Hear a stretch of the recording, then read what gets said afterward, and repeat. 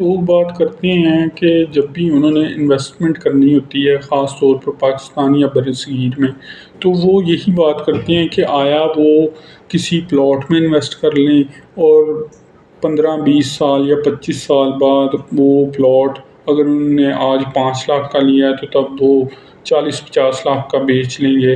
यानी वो कहते हैं कि हमें 25 लाख बच गया या 40 लाख बच गया, लेकिन आपको इसको इस तरह से नहीं देखना चाहिए। आपको देखना चाहिए कि आपने ऑल ओवर इस पर कितना रिटर्न जनरेट किया है।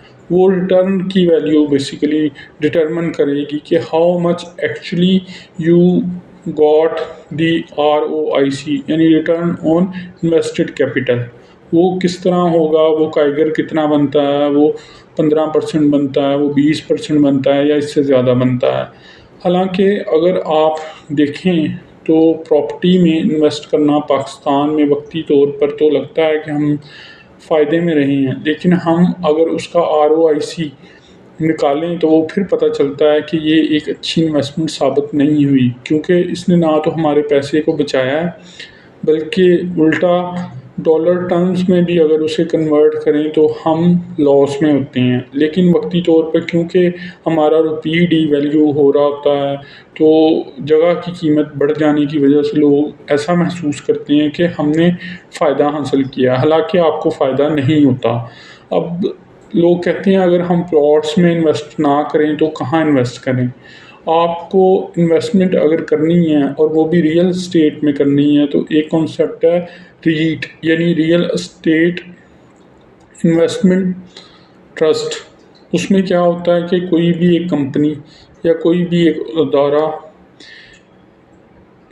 एक स्टॉक एक्सचेंज में एक दो बिल्डिंग्स या कुछ प्रॉपर्टीज़ को पब्लिकली लिस्ट करवाता है, उनके मुताबिक कुछ यूनिट्स उनके अगेंस्ट सेल करता है, यानी शेयर्स की फॉर्म में या स्टॉक्स की फॉर्म में लोग उसमें इन्वेस्ट करते हैं।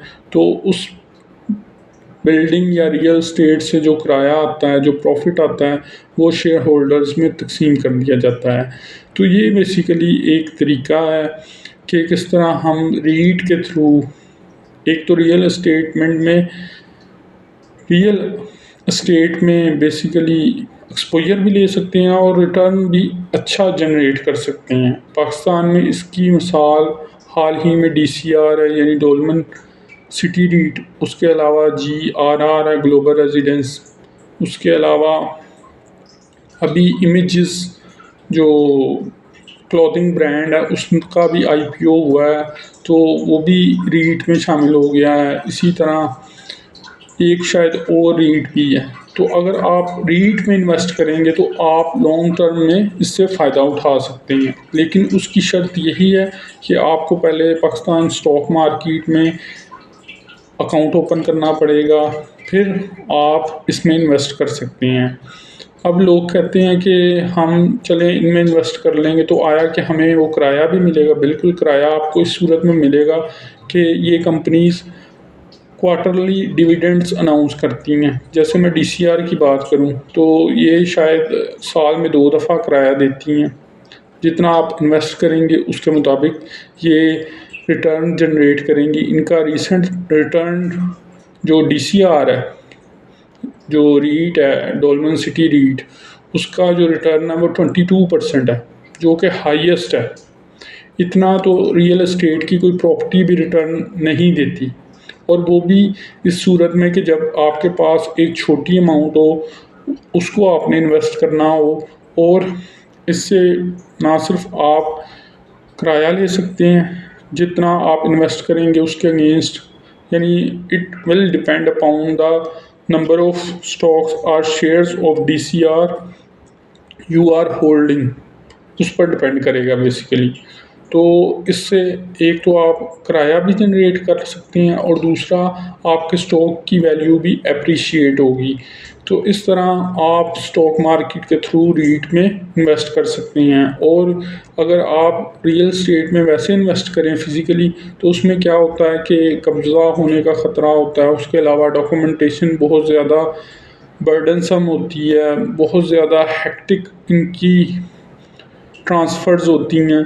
तो इसमें और बड़े मसले होते हैं। तो अगर आप इससे अपने आप को बचाना चाहते हैं तो रीट इन्वेस्टमेंट बेहतरीन इन्वेस्टमेंट है थ्रू स्टॉक मार्केट।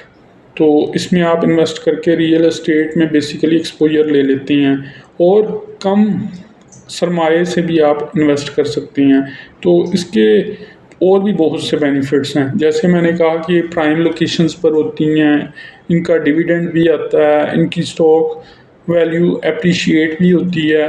तो ये वो फैक्टर्स हैं जिसकी वजह से ये एक आम इंसान के लिए बहुत ज़्यादा फ़ायदा मंद है।